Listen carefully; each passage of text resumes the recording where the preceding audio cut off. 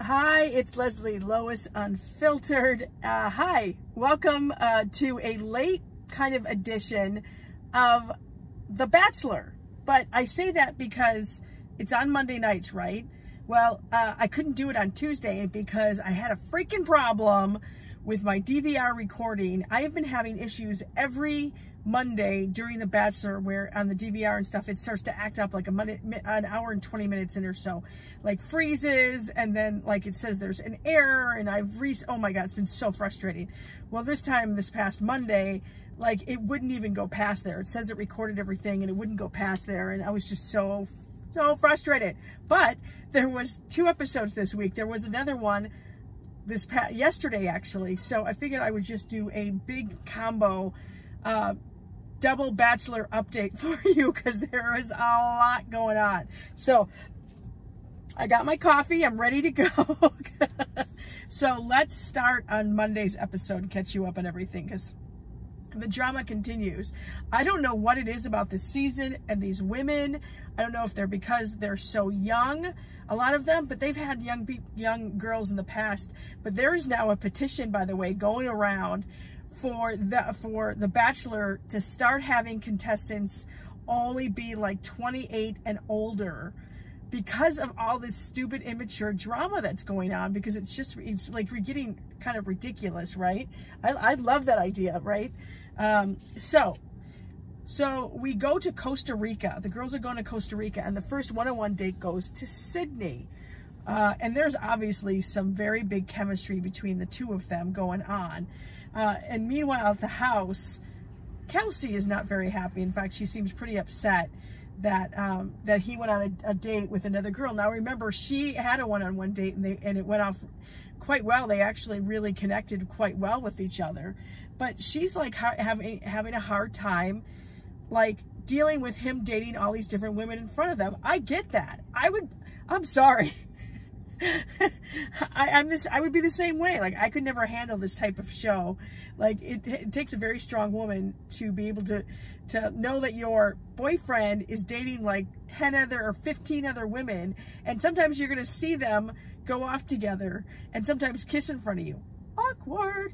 So she kind of she was crying and she had been drinking, and Tammy came over and was just like, you know, trying to comfort her. And she goes back to the other girls though and was talking about how she's like having an emotional breakdown, and she's like, I should tell Peter about this. Oh, it's mistake number 1. So in the meantime, Sydney and Peter hit it off really well. They're talking. I couldn't tell you, I honestly can't remember what they were talking about. Just know that they had a connection, it seemed like, and it got a little steamy too after he gave her the rose, because they were in some water and waterfalls, and it was very steamy and very hot. So she gets the rose, right? So the next day, it's a group date that they get to go on. And actually during the day, I believe they get to do a photo shoot. How cool is this? They do a photo shoot for the March issue of Cosmo. It's like, seriously. And of course, these women all look like they could be models, so that doesn't hurt at all, right? And so the Cosmo person is going to pick who does the best job, and they are going to be on the cover with Peter of Cosmopolitan. So the girls, of course, are all freaking out about this and think it's so awesome. And so they have them pose with different people. And, you know, of course, one of the girls goes and kisses him or with the other girls around there and stuff. And, of course, you know, actually I'm surprised as together some of these people were and kissing him in front of others. I actually thought everyone kind of handled it pretty well. So the winner is Victoria, the dark hair one, okay? So of course she gets with him on that. She gets to be on the cover. So we get to the cocktail party, and finally everyone's like, oh my gosh, there's gonna be no more drama. Those were the wrong words to say, because Tammy decides to tell Peter that she's worried about Kelsey, that she is having she had a mental breakdown the night before, and she's emotionally unstable, and she's just worrying about her, that she can't handle this. And I'm like, why are you bringing this up? Why don't you spend time getting to know Peter if you're so into him, right?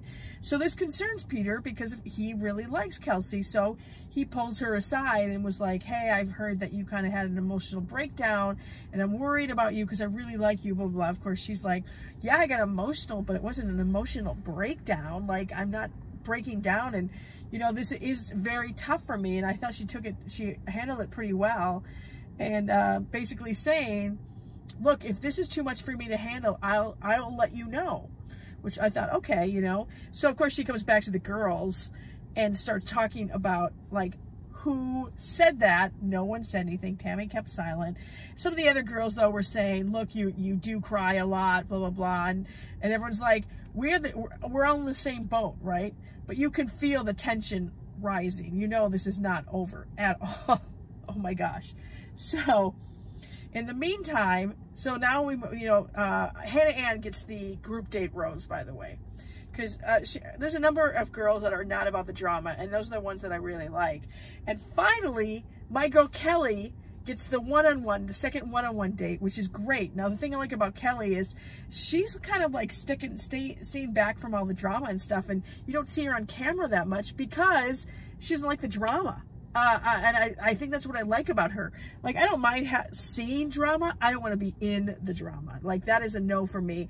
And I think, too, she's, like, not sure if this process is going to really work. So she's trying to be open and just have fun with it.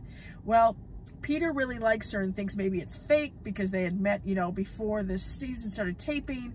But he's not seeing that reciprocated from her. So he really wants to find this information out. And they go to see a shaman and they do all this like a spiritual cleanse and all that. And one of the things they do is something with the burning of the candles. And it was talked about if they are on the same page or not. And it talked about how the guy's candle was leaning inwards and her candle was kind of leaning like she's like backing off type thing. Like they're not on the same page. So he actually brings that up later on. He questions her about that. And she basically calls him out, and I think that really takes him aback. She calls him out about all the drama that's been going on, and that he hasn't stopped it. You know what I mean? Like, he's kind of made it worse, the drama, the way he's handled it and stuff, and that's not a great thing for her to see in him. So she's kind of like, if that's what you're into, then yeah, we are not on the same page as far as like what we want in life, because that's stuff I don't want, you know?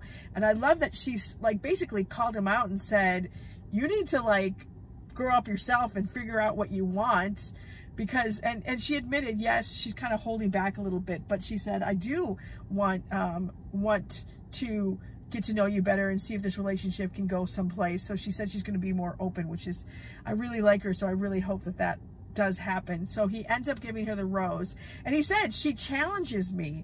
And I think that's like, he needs someone to challenge him and not fuss and fawn all over him. Oh, Peter, oh, Peter. So we go to the next, my gosh, I could be mixing now. So we go to what we think is going to be the cocktail party before the rose ceremony. Well, Kelsey's kind of feeling like, you know what, you know, I still feel like weird. I don't want him to think that I'm unstable or anything. So she decides to go see Peter before the cocktail party to talk to him one-on-one and kind of straighten it all out. So she goes over there and they talk it out. He really appreciates it. And to a surprise to her, he ends up giving her a rose ahead of time. Awkward. She's got to go now and face the women, right? So she goes back, and I give her credit. She comes up to them and says, hey, look, this is what happened. I wasn't expecting it. I got the rose. Well, a lot of people not happy at all about this. It was like, very frustrating stuff. So we're getting ready for what we think is going to be the cocktail party, right? And there's some complaining from women are starting to like, and some people haven't spent any time with Peter.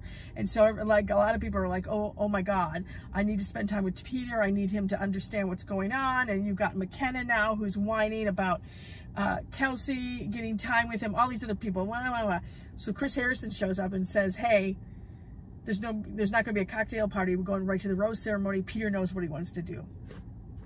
Oh my gosh, people freaked out. And the fighting started.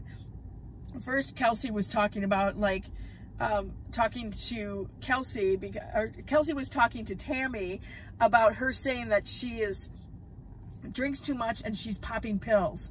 Well, then Tammy's like, I never said pill popper. So that just exploded into a big thing. And then other people were coming to Kelsey's defense, which annoyed Tammy, who doesn't like drama, by the way. So at one point, Tammy and Sydney get into it and fight and stuff. And people are like, oh my God, this girl's psycho. It was crazy. Oh my gosh. So everyone now, it's so tense for the rose ceremony, and Peter doesn't know any of this. That's what's like hilarious. So right before he starts to give out the first rose, Tammy stops him. Says, can I talk to you for a minute? Because she feels like she's going home, because she feels like, you know, this whole thing with Kelsey, that he like may blame her for that. So she stops it and says, can I talk to you? Because she wants to make sure that no decisions were made based on, like, that she was coming from a good place and why she told him. Well, the other girls are sitting up there going, what, this is ridiculous. None of us had time to talk to him. Oh my gosh. So as she's doing this, McKenna, who's having a breakdown, like, goes to him and interrupts their conversation and has to talk to him, and she's crying. Oh my gosh. Like, it is ridiculous. I almost turned it off. It was just way too much. So, so we come back, he comes back, and he ends up getting two people left that didn't get to talk to him. So McKenna and Tammy both stay. I'm like, oh my God, okay. Gosh, here we go. So now they move on to Chili, okay? And the first one-on-one goes to Hannah Ann. She hasn't had a one-on-one date with him yet. So they go off and they have a great time, and they obviously have a connection. I worry about her, and he does too, about Hannah Ann. There's definitely a connection there, but she's also really young, and she's never been in love before, and so that does worry Peter and gives him some red flags. Look, remember to listen and look for those red flags. There usually is something behind those. So I mean, that's one of the things he wanted to get down to the bottom of is she ready to get married? You know, and he asks her that at dinner, and she kind of gives him these, like, almost like rehearsed answers, and they seem very superficial and stuff. And so he actually excuses himself from the table and really is trying to think about this whole thing. Well, she comes over there to him crying and stuff, and she's like, she goes, you know, I can't smile through this all anymore. And he's like, that's what you don't have to. I want you to be real with me and stuff. And she says she is ready and that all this stuff. So we'll see. I don't know. She was one of my picks, but I'd say she's, out of the three, she's on the bottom. I just don't know if she's quite ready to really get into a marriage at this point. I think she's a little young and immature. But of course, if you're on the show, you can't say that because it'll start drama. So he ends up giving her the rose. Okay. So now we go to the next group date, which is actually a lot of fun. They do telenovo, those like Spanish soap operas. Oh my gosh, you know how they're just over the top. It was hilarious. They did a great job, and Chris Harrison does a great cameo at the end. Kelly played his grandmother, and at one point goes off script and basically saying, what about me, your grandma? And actually, everyone seemed to have a really good time. That was, and so it was really kind of cool to see. So you're thinking, oh good, no more drama, right? So we get to the cocktail party. Wow. Oh, there's drama. And now it's between Tammy. No, see Tammy. She seems to be the thread through all this. And McKenna. Now, because McKenna's been breaking down constantly. Those two start insulting each other back and forth. Pretty bad, actually.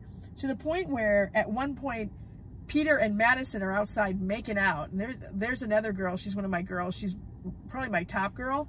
They're obviously having a great time and connection. And they could hear yelling going on from outside. It was ridiculous. So he finally comes up, he talks to McKenna, and she tries to tell him that, you know, Tammy's coming after her, saying she's immature and she's not ready for this and she's not here for the right reasons and blah, blah, blah, blah, blah. Oh my gosh. So he ends up giving Madison the rose at the end of the group date. But you can see the tension between Tammy and McKenna are it's just so tense. So the next day, he does a one-on-one date with Victoria, the dark-haired girl who he's always already had a date with. But he said because of all the stuff that happened on their first date that they needed to have a date just that they could concentrate on the two of them. Which they do, and his biggest issue with her is that she seems to be hesitating on where they are. And when he brings it up to her, she kind of agrees with him about that she like wants to be able to open up, and she's like, she can't really answer him, which is really frustrating for him.